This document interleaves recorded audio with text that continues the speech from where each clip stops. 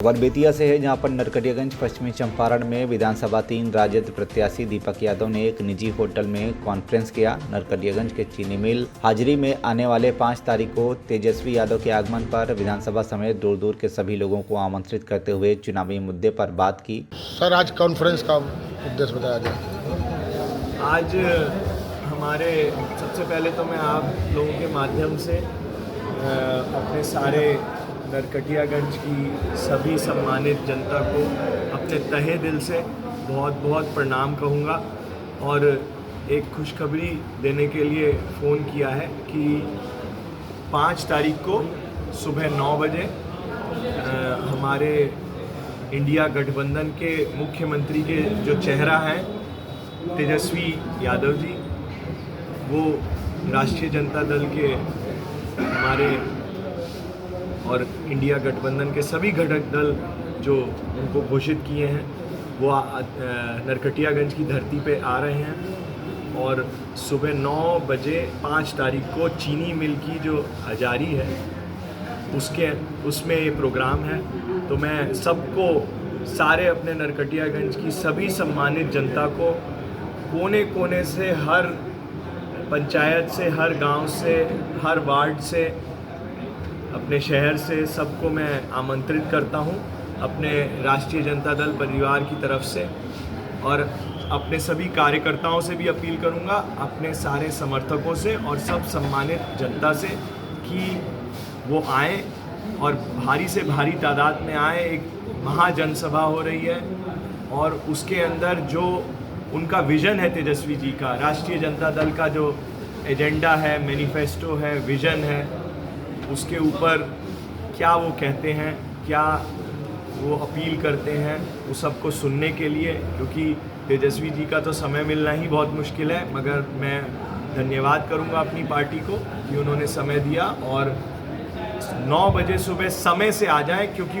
उनको एक दिन में 16 जनसभा करनी पड़ रही हैं, तो वो बिल्कुल भी लेट नहीं होंगे। उनका हेलीकॉप्टर का टाइमिंग एकदम मिनट टू मिनट चल रहा है, तो ये कोई भी लेट आएगा तो वो वंचित रह जाएगा उनकी बातें सुनने से, और कोई भी उनकी जो भी बातें वो लेके आ रहे हैं उसको मिस करना, मुझे नहीं लगता कि मौका दोबारा मिलेगा चुनाव से पहले। तो आप लोगों के माध्यम से ये मेरी अपील है, सब तक पहुँचे और सबको मैं हाथ जोड़ के आग्रह करूँगा कि उनको सुनने भारत से भारी तादाद में आएँ। मगर कोई भी सवाल हो आप लोगों का, आप पूछ सकते हैं।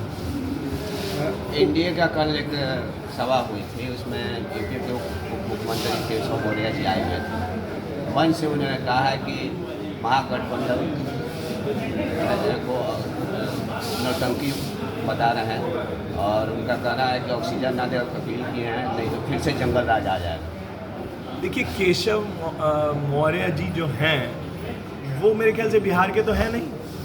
वो जिस स्टेट में हैं उस स्टेट को देखें, ठीक है ना, अपना काम अच्छे से करें, यूपी की जनता को खुशहाल रखें। बिहार की जनता अपना निर्णय अपने आप ले लेगी, बिहार के लिए क्या सही है गलत वो बिहार की जनता डिसाइड करेगी। उनको बोलिए उनके यहाँ पे रहें और वहीं पे अपना देखें। हम लोगों को पता है और यहाँ की जनता को पता है, बिहार वासियों को पता है कि हमारे लिए क्या बढ़िया है, क्या नहीं बढ़िया है, ठीक है ना। यहाँ पे अभी देखें, एनडीए के प्रत्याशी अनंत सिंह ने मर्डर किया खुलेआम अपने ओपोनेंट को, जंगल राज का उदाहरण दे रहे हैं वो। उनको तो अपने मुंह पे जिप लगा लेनी चाहिए, शर्म आनी चाहिए उनको। उन्होंने इस तरीके की बात करी, वो हमको यूपी से आके समझा रहे हैं कि क्या जंगल राज है क्या नहीं है। आज जो बिहार में एनडीए की सरकार में जंगल राज चल रहा है, उसको पहले आईना देखें और बिहार की जनता को मूर्ख ना समझे। बिहार की जनता 14 तारीख को इनको सही जवाब देगी कि ये जो रट्टा लगा रखा है इन्होंने उल्टा सीधा, उसको ये भूल जाएंगे। लगातार क्षेत्र भ्रमण कर रहे हैं, क्या लग रहा है इस बार? देखिए, हम तो एक कार्य की तरह, अपनी पार्टी के वर्कर की तरह, और अब मैं धन्यवाद दूंगा, हमारी पार्टी ने प्रत्याशी बनाया तो हम अपना कार्य कर रहे हैं, ठीक है ना। क्या लग रहा है और क्या हो रहा है ये तो आप नरकटियागंज की जनता से पूछेंगे तो ज़्यादा सही रहेगा। हमको तो अपना काम नज़र आ रहा है और कुछ नहीं। हमारा काम है ऑनेस्टली, सिंसियरली और ईमानदारी से अपनी पार्टी की बात लोगों के बीच में लेके जाया जाए और लोगों तक पहुंचाई जाए। निर्णय तो जनता के हाथ में है, वो तो हम उसके बारे में कुछ नहीं बोल सकते। वो तो 11 तारीख को जब मतदान पड़ेगा तभी जनता बता पाएगी। जनता कंफ्यूज है, महागठबंधन में 102 कैंडिडेट हैं, किनको वोट करें? बहुत अच्छा आपने सवाल पूछा। इसी कन्फ्यूजन को दूर करने हमारे इंडिया गठबंधन के जो बिहार के मुख्यमंत्री के चेहरे हैं वो 9 तारीख को सुबह आ रहे हैं। 5 तारीख को 9 बजे वो आ रहे हैं और ये कन्फ्यूजन वो दूर करके जाएंगे। ये एक बहुत बड़ी बात है। आप ही ने सवाल पूछ लिया, क्योंकि हमको नहीं अच्छा लगता है कि सारा इंडिया गठबंधन एक है, वो भी हमारे भाई हैं, वो भी सब एक है, ठीक है ना। अब जो निर्णय पार्टी के अध्यक्षों का आपस में हुआ, मुझे पूरा यकीन है तेजस्वी जी जब आएंगे तो सारा डिस्कशन करके इंडिया गठबंधन में सब फाइनल करके वहाँ आएंगे और जनता के बीच में उस बात को रख दिया जाएगा। सर, मन से हरियाणा के नाम लेकर के आपको संबोधित किया जा रहा है, इसको लेकर क्या कैसे देख रहे हैं? कौन बोला है भैया हरियाणा? मन से बीजेपी से कार्यक्रम बीजेपी की जो भी लीडर ये बात बोल रहे हैं उनसे ये बोलिए कि पहले अपने प्रधानमंत्री को गुजराती बोलना शुरू करिए। जब वो बनारस से चुनाव लड़े तो बनारस से गुजराती जब चुनाव लड़ रहा है तब तो नहीं बोले कि गुजराती आ गया। बात ये है कि विरोधियों का गला सूख चुका है। वो इतने भयभीत हैं कि उन्होंने जो भ्रष्टाचार चंपारण में का तांडव फैला रखा है वो टूट जाएगा और जनता को खुशहाली मिलनी है, लेवी लेना बंद हो जाएगा, ठीक है ना। तो उन लोगों को ये परेशानी है कि इस तरीके की बात बोल के, अरे हरियाणा होना क्या खराब बात है? मुझे बताइए, Haryana is one of the most advance states in most industrialise states, ठीक है ना। और आपकी वहाँ सरकार है, बीजेपी की वहाँ सरकार है, ठीक है। इसका मतलब बीजेपी ये कहना चाह रही है मैं जहाँ शासन कर रहा हूँ वो बहुत गलत स्टेट है, ठीक है ना।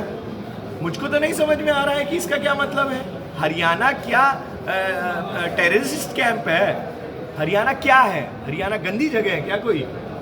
जो लोग हरियाणा भाजपा वाले बोल रहे हैं उनको बोलो वहाँ पे सरकार तो आपकी है, ठीक है ना। आप ही लोग वहाँ राज कर रहे हो, इसका मतलब आप लोग भी हरियाणा वाले हो, ठीक है ना। और आपके मुख्यमंत्री आपके जो प्रधानमंत्री गुजरात से आके बनारस लड़े, उनको तो यूपी वाला नहीं बोला ये गुज्जू है, ठीक है ना। आपके बिहार से मनोज तिवारी जी दिल्ली में चुनाव लड़ने गए, दिल्ली वाला कोई बोल रहा है उनको कुछ? तो ये बातें वो लोग करते हैं जो पॉलिटिकली डरते हैं। डर है भ्रष्टाचार खत्म होने का, डर है कि नरकटिया की जनता की इच्छा पूरी हो जाएगी, अच्छे काम होंगे, ठीक है ना।